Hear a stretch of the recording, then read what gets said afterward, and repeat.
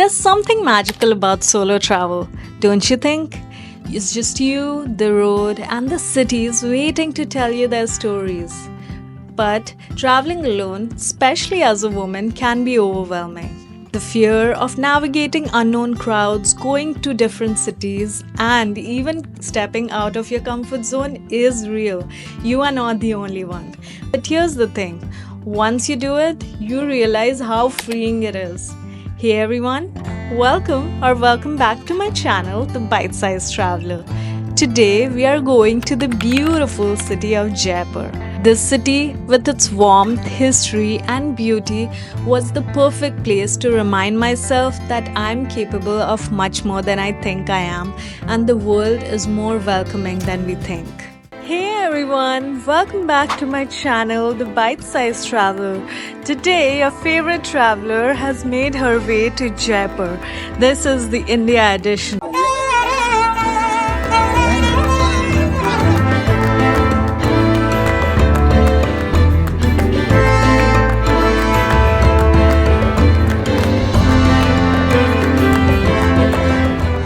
It's my solo travel, which is super exciting.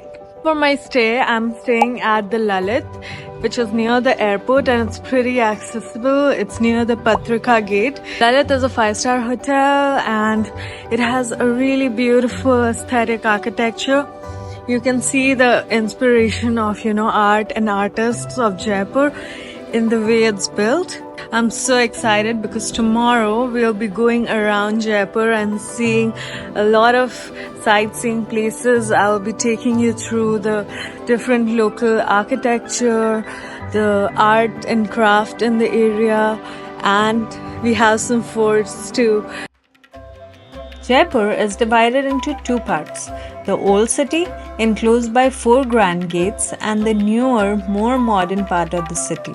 I decided to stay in Lalit, Jaipur, near the airport, making most tourist destinations a half-an-hour drive away.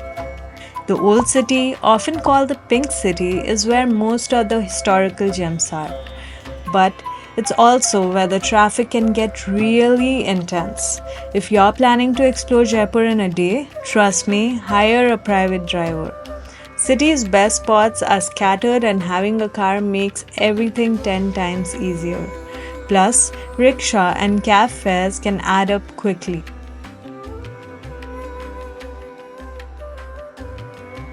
On the way into the old city, I passed by Albert Hall Museum, a grand Indo-Saracenic building that is the oldest museum in the state and serves as the State Museum of Rajasthan.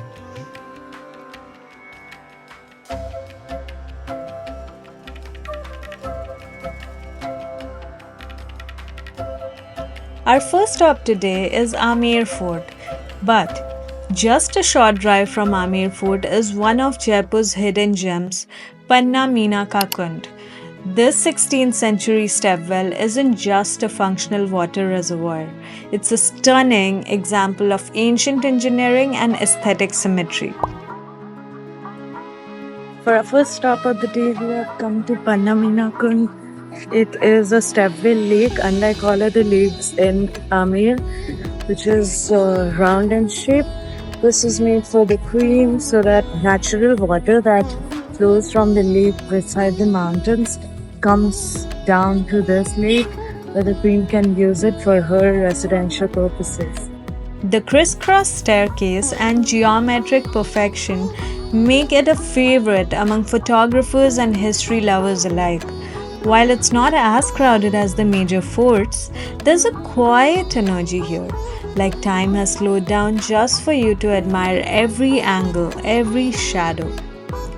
Legends say it was once a resting place for the weary travelers and a social spot for the locals. Today, it's one of those rare places where you can sit, reflect, and feel the soul of Jaipur. If you think Panna Meena Kund looks a little familiar, you're right. This place has been featured in Bollywood films like Dabangg 3 and Dhadak. Important thing to note is you cannot walk into the stepwell unless you have a special pass from the government. This regulation helps preserve the historic structure and ensure visitors' safety, so most people admire it from above.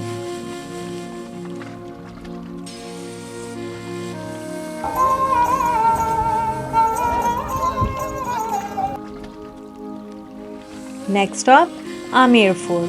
Perched on a hill, this place is a fusion of Rajasthan and Mughal architecture, filled with intricate mirror work, sprawling courtyard, and lake views that make you stop and just breathe. Built in the 16th century by Raja Mansingh I, Amer Fort was the capital before Jaipur was even established. The fort is known for its artistic Hindu style elements with cobbled paths and massive ramparts that whisper tales of battles and royalty. Hire a certified guide so you do not miss any of the important details about the history of the place, and they take your pictures and videos too. So if you are traveling alone, this can be a bonus. Suraj Pole is the main entrance to the fort, fittingly named Sun Gate because it faces the east, greeting the morning sun. Elephants used to pass through here carrying kings and queens in full royal procession. Then you will see the beautiful Suhag Mandir. Located on the stairs just above Ganesh Pool is a gem that is easily missed.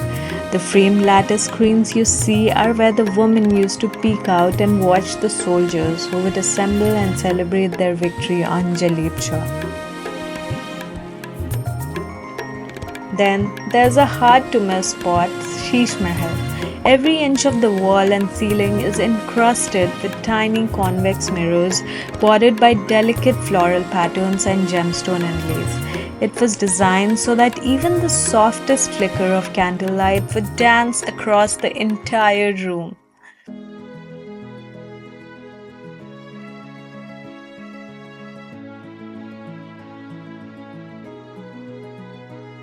Another interesting spot is the Women's Quarter, a secluded place within the fort designed with multiple entryways leading to the king's private chambers. This was the space of elegance, politics, and deep privacy. The design ensured that no one could tell which queen was with the king at any time.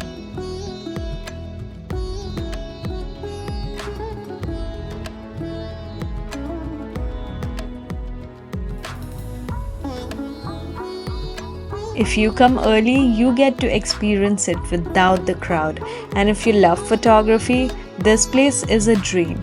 Pro tip, carry cash if you do not have UPI for the entry ticket.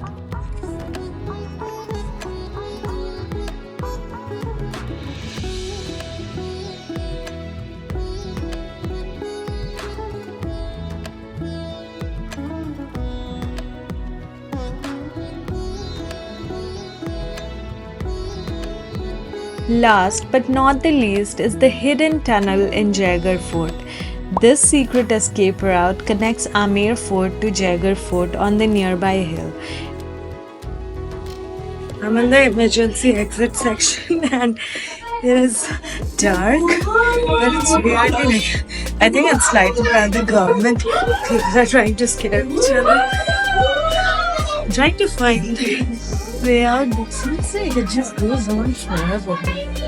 I'm just scared that I'll get lost since I'm alone.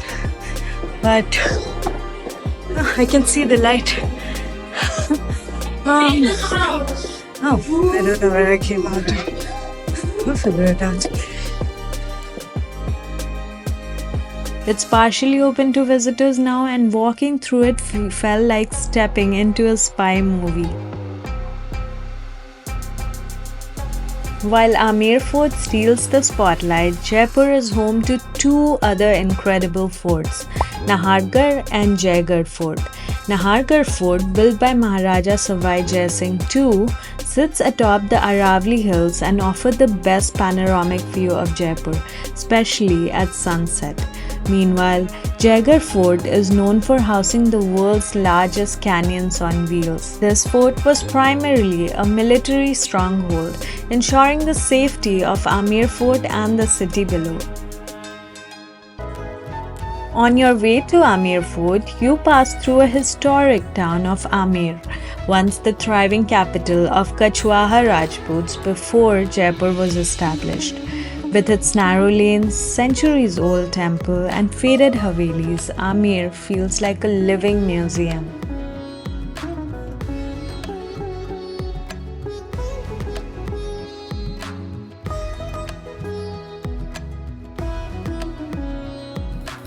Jaipur isn't just known for its forts and palaces.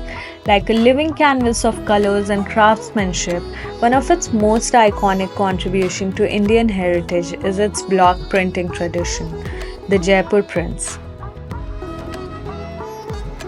Famous for their floral motifs and natural dyes, they are created using hand-carved wooden blocks, a process passed down through generations.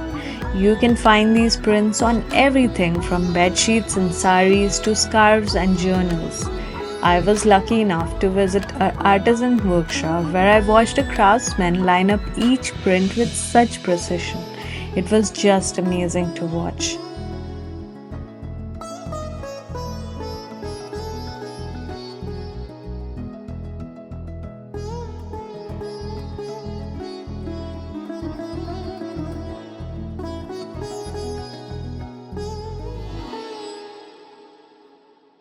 So now that I've traveled to Amer Fort, we are going to Jal Mahal.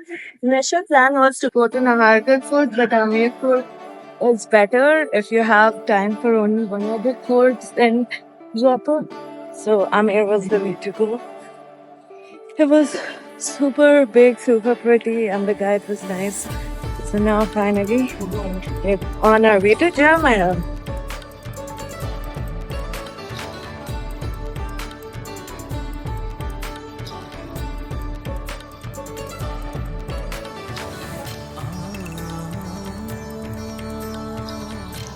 On the way back to the city, I made a quick pit stop at Jal Mahal, literally the water palace. Jal Mahal, meaning water palace, is a privately owned residence of the royal family, so tourists are not allowed to go there, even though the corporation is trying to convert it into a tourist place. Maybe by the end of the year or maybe next year, we'll see. But for now, you can only view it from the ground and you can't actually go to the palace. This is situated in Mansagar Lake. So the lake that you see is like the collection of rainwater, which sometimes the water level drops. If the rainy season, it doesn't create that much rain. Right now, the rainy season was nice, so the lake is full, and they have this floodgate that they open and close. If it rains too much, they open the floodgate and the water goes away. That way, they maintain the level of water that is present. Right now, the gate is closed, so the level of water in the lake is just right. And there are ducks swimming everywhere, and the tourists are roaming. It's just like a quick stop that you can do on your way to other places. This architectural marvel was built in the 18th century by Maharaja Madhu Singh I as a pleasure retreat and hunting lodge. The palace appears to float on Mansagar Lake, creating a picture-perfect reflection in the water. It's weirdly peaceful here. There are elephants passing by because it's close to Amer, which has the elephant village. The elephant village is basically like they have 50 elephants, which is like elephants are not commonly found in Rajasthan. So people go there for elephant rides.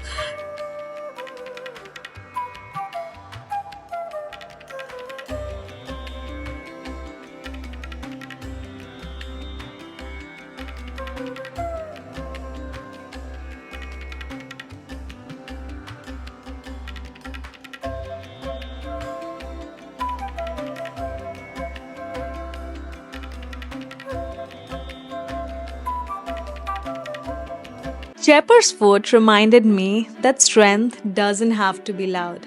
Sometimes it's all about just showing up solo and holding your own, be it anywhere.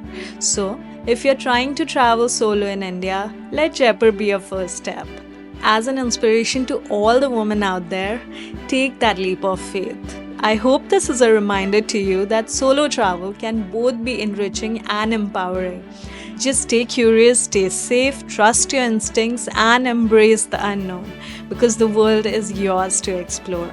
If you enjoyed this video, don't forget to like, share, and subscribe to my channel, The Bite Size Traveler, and comment down below your own favorite solo travel destinations. Jaipur Part 2 will be coming soon. Until then, your Bite Size Traveler is signing off for today. See you in the next one.